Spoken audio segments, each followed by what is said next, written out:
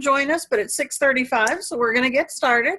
So let me welcome everyone to week 6, our final week of the summer library program. And this week is the Land of Kings and Queens. So we have a lot of things we're going to cover tonight, some really fun stories. So we're really glad you're with us.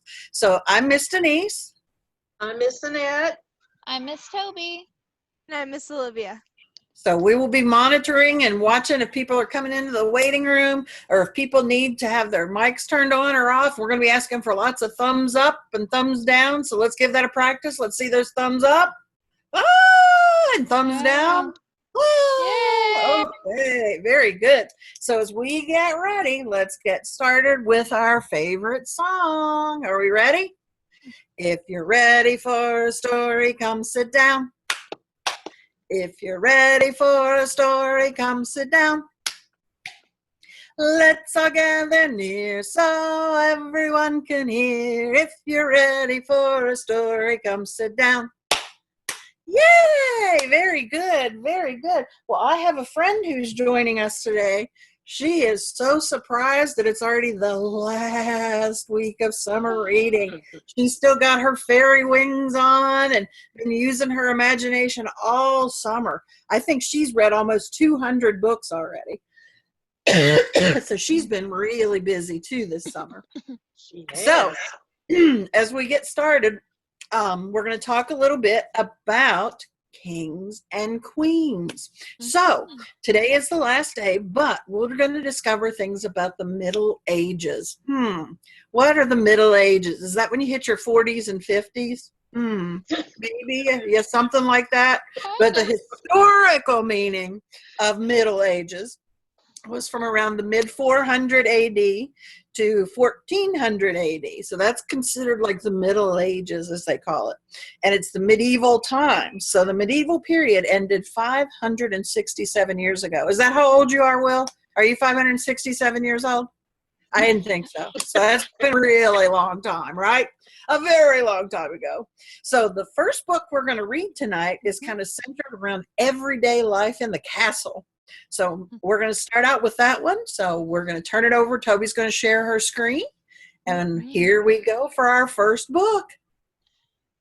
Can you see that, Olivia? You want me to read the title and the illustrator and stuff? I can see that. Okay. Over at the Castle by Bonnie Ashburn, illustrated by Kelly Murphy, and published by Abrams Books for Young Readers, New York.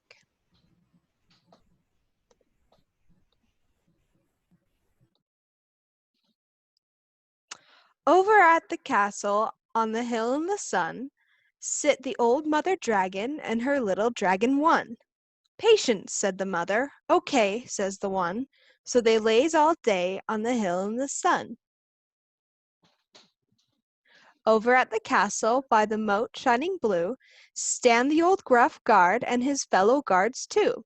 Watch, says the guard. We watch, say the two. So the guard all day by the moat shining blue. Over at the castle by the old willow tree play the carefree lord and his little lords three. Romp, says the lord, and on guard, says the three. So they play all day by the old little tree. Now, begs the little dragon. Not yet, says his mother. So they lays the day away, a day like any other. Over at the castle, doing chore after chore, work the old trusty servant and her helper servants four. Hustle, says the servant, we hustle, say the four. So they work all day, doing chore after chore. Over at the castle in the dungeon, still alive, scheme an old wily prisoner and his pet rats five. Plan, says the prisoner, we plan, say the five. So they plan their great escape in the dungeon, still alive. See the little mouse with the key? I wonder what's going to happen. Yeah. Sorry. You're fine. Over at the castle in the kitchen built of bricks, cook the old master chef and her sous chef six. Sauté, says the chef. Flambe, say the six. So they cook all day in the kitchen built of bricks. Over at the castle in a tower up to heaven, toil the old woman weaver and her little weavers 7. Spin, says the woman, we spin, say the 7. So they spin all day in the tower up to heaven. Now, begs the little dragon. Not yet, says his mother. So they lays the day away, a day like any other. Over at the castle, in the hall grand and great, dance the guests at the party, a festive group of 8. Eat and drink, says the lord. Be merry, cry the 8. So they dance, eat, and drink in the hall grand and great. Over at the castle, brave and strong in a line, stand the knights in shining armor while they wait, all 9. Ready? Asks the leader. We're ready, say the 9. And they wait, mostly ready in a line. Over at the castle, for the bored and waiting men, jesters juggle and perform, entertainers all 10. More, say the men, like this, say the 10, who juggle and perform for the battle-readied men.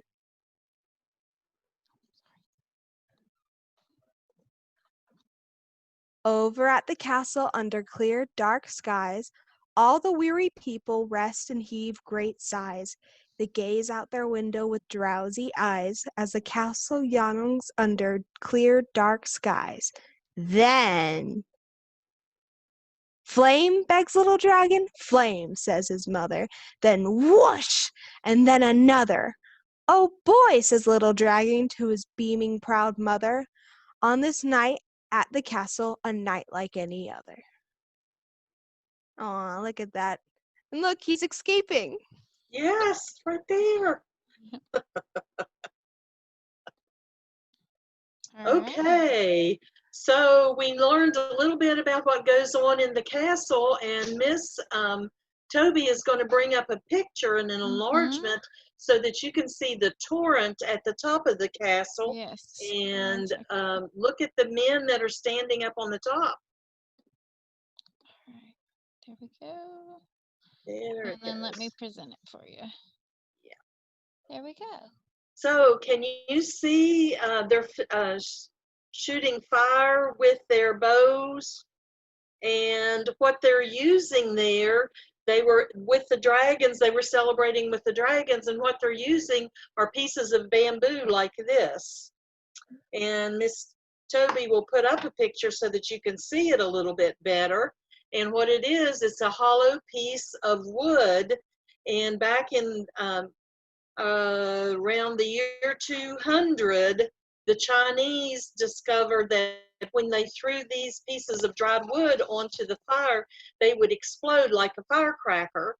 And then about 200 years after that, they learned that if they put gunpowder in the hollow end of it, then they could shoot it up in the air and it would make fireworks. And it would always be the orange color from the gunpowder, and that lasted till about 1830 before somebody came up with the idea of adding color to the gunpowder. And so that's why we get all of the 4th of July and all the celebration fireworks that we have right now. So And before we we have to go, remind Over everyone, we don't try that at home, right? No, yes, Miss Denise.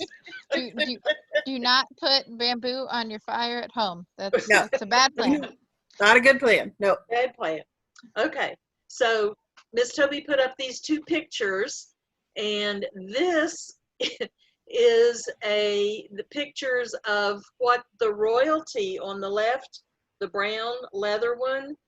Sometimes it was made out of heavy fabric with embroidery flowers and insignias on it. And on the right side, there is what the knights wore, and they were called poulaines, and this was the shoe that they wore in medieval times for about 800 years. Don't they look comfortable?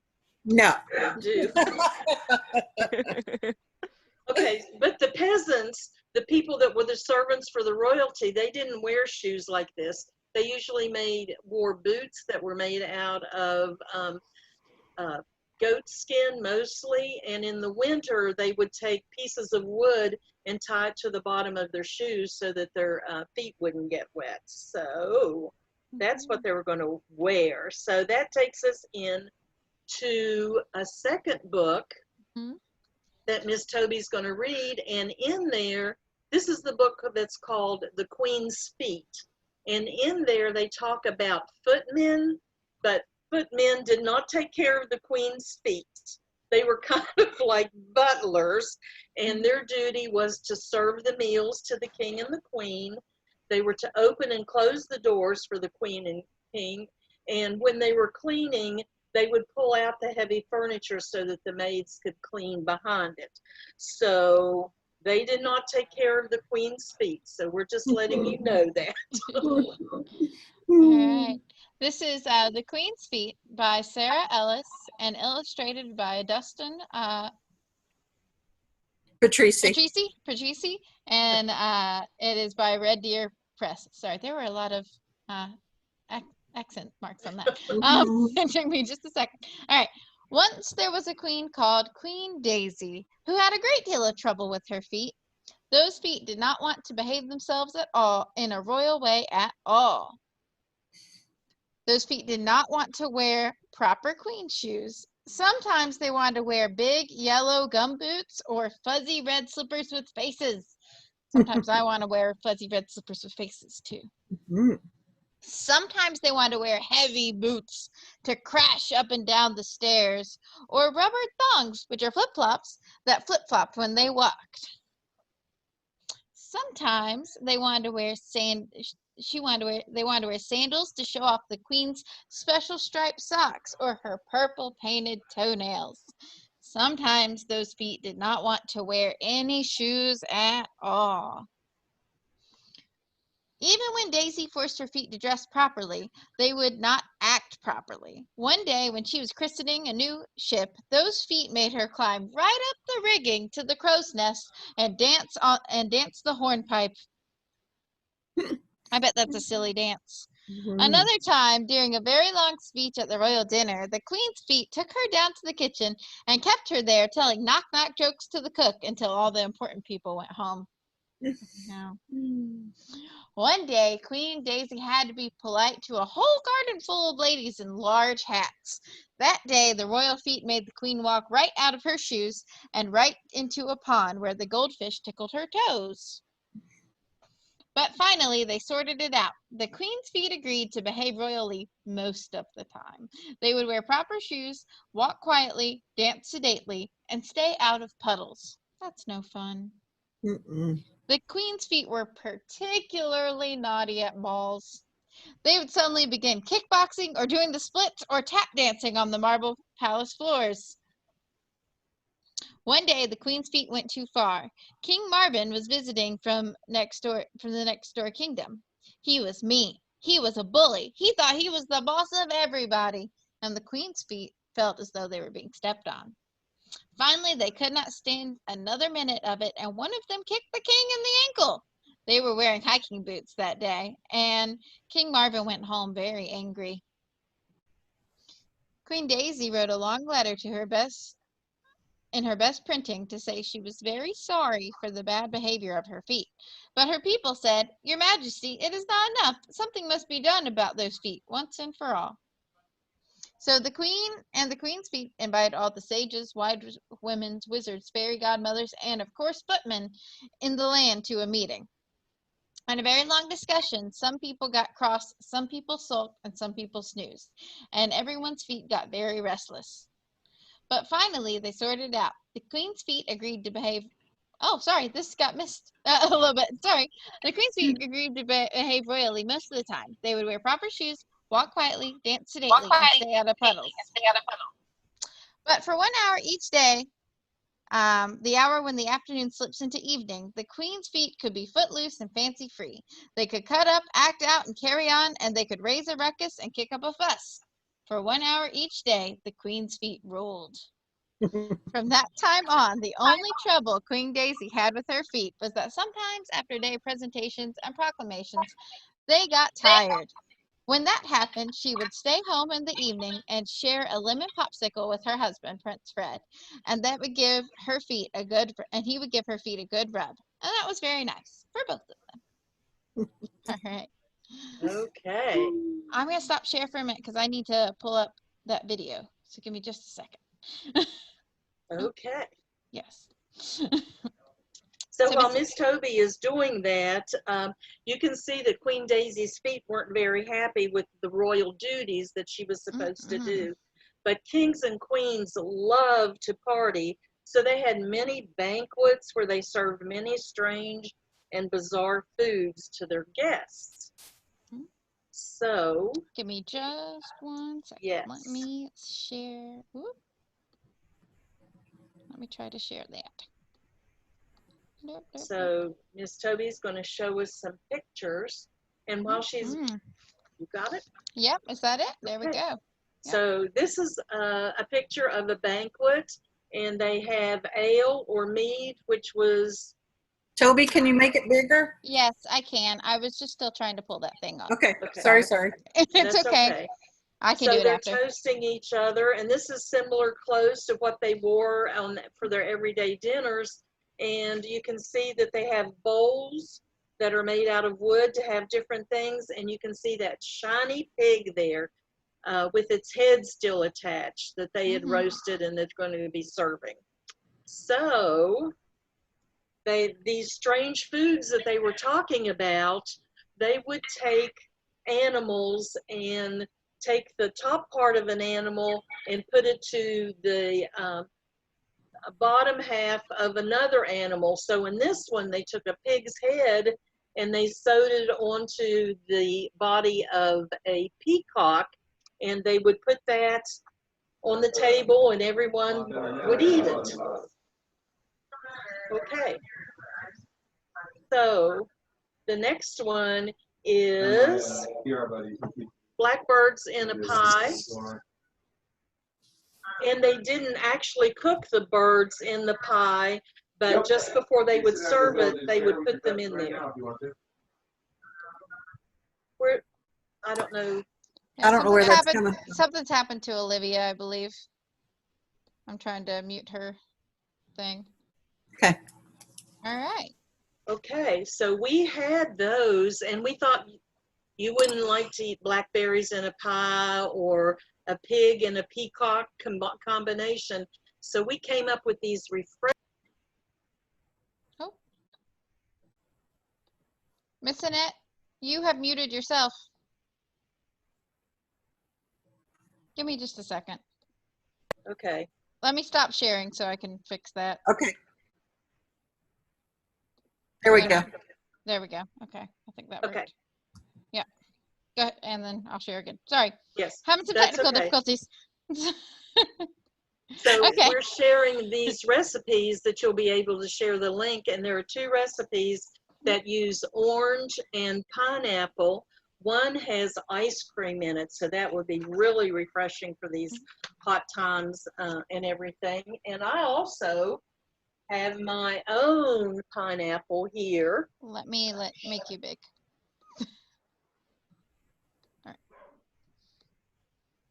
And I bought this one at Walmart for $1.97, but back in medieval times, the kings had to pay $8,000 for one pineapple. And they never ate them. They just left them on their table because this showed that they were rich and they had power. So they would just leave it on the table until it would rot, and then they would go and spend another $8,000, go out to buy another one. Oh, So goodness. everybody could see how rich They they were. They apparently didn't have a Walmart. Nope, no They Walmarts for did them. not. And King Charles of England, he thought the top of a pineapple looked like a crown. So he called them king pines instead of pineapples.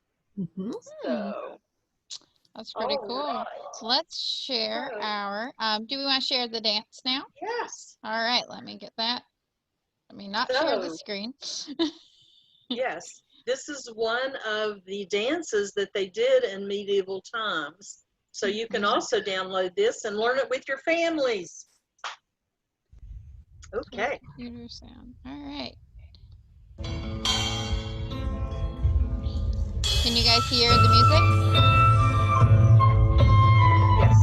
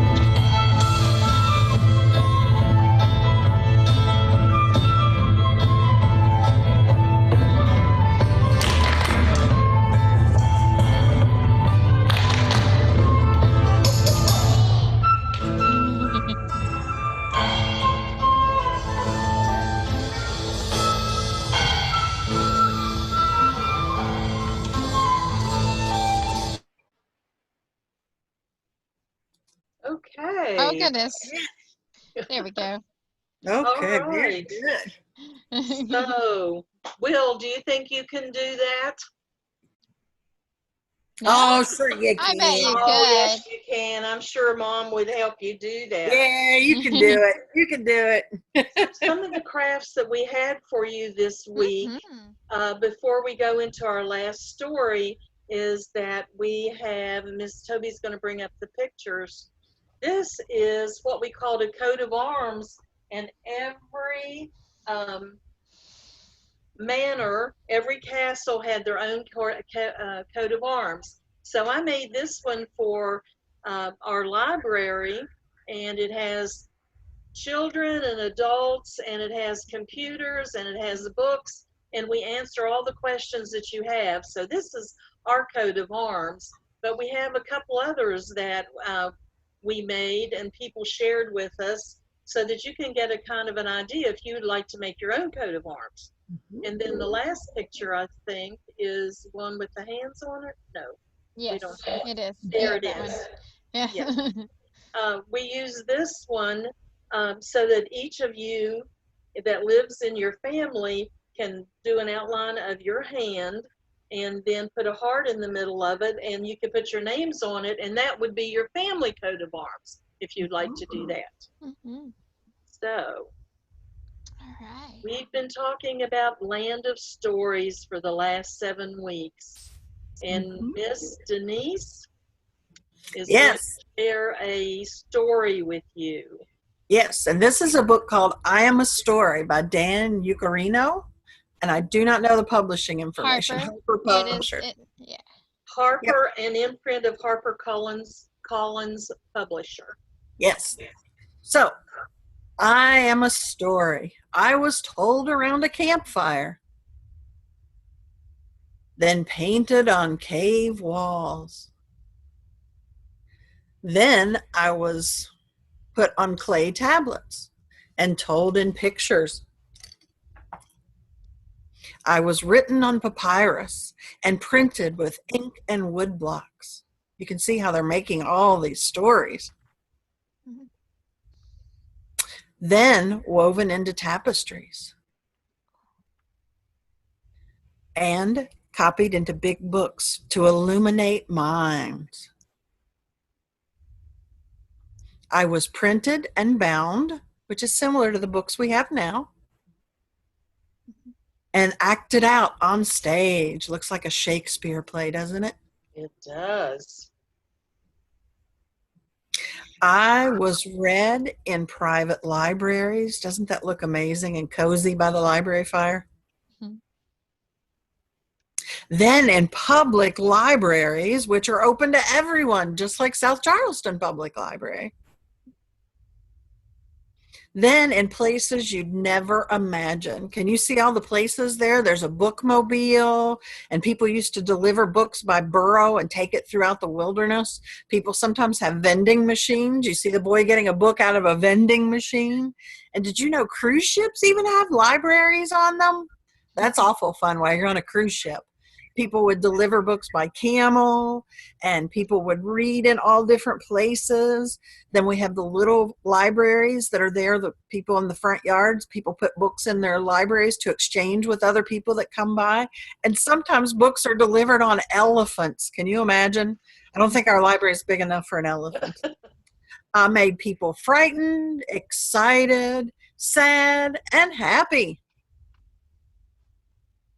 I was censored, banned, and burned, but did not die. Some people try to keep people from reading books. I've inspired millions. I can go with you everywhere. Look at all those people from around the world with their books. Mhm. And will live forever because I am a story. Do you see all the constellations? Will, do you remember last summer when we had the constellations at the library? When you went in and watched them inside the dome? That was Yeah, so much fun. it So much was. fun. So stories have changed a lot over the years, and we feel very fortunate to be part of a library that brings you stories all the time, whether it be books that we bring you in the library or books that you can read online through our resources that we make available to you. So, as we said, this is our last week, unfortunately, of summer programs, but we have some very fun things already in the works for the fall. So, we are really looking forward to.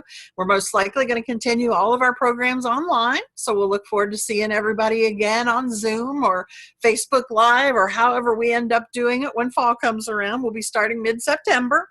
And basically, we want to remind everyone that Friday is the last day to go in and put your tickets in and all of your secret codes. So, Toby, you're going to share what today's Yes, secret code is?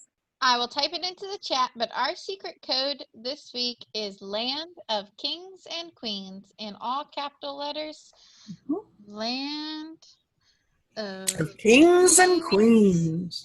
So make and sure you enter that into your book logs as well. So you'll get a ticket for coming to tonight's program. I know. Thumbs up, thumbs up. And don't forget, you can log the books we read tonight as well. So we are just really excited. All the prize tickets, we're going to be putting them into the pot on Saturday.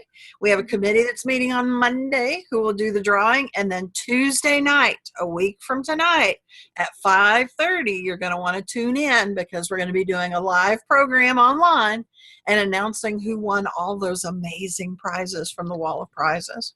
and So we are really excited about it. and that will be on our YouTube, not on Zoom, but we're sending links out so everyone will know, but it will be on Yeah, our it'll YouTube. be on Facebook. The link will be from all of our social media as well as from our webpage. So you'll just click on it and be able to watch along starting at 5:30 next Tuesday. Yeah. So we're really excited. We really miss all you guys, and we love seeing you online. We wish we could see you face to face. That's the world as we know it right now. So we're going to continue sharing stories however we're able. So we appreciate you, and we want to finish out tonight with our library song. So if you want to turn off your mic, Will, and sing along with us, we're going to sing our song, and then we'll do our library cheer after that. So here we go. The more we read together, together, together, the more we read together, the happier we'll be. For your friends are my friends, and my friends are your friends. The more we read together, the happier we'll be. Yay! So, are we ready to finish up with our library chair? All right. Is everybody ready? Here we go. We're going to start counting. One. Two. Three. Yay!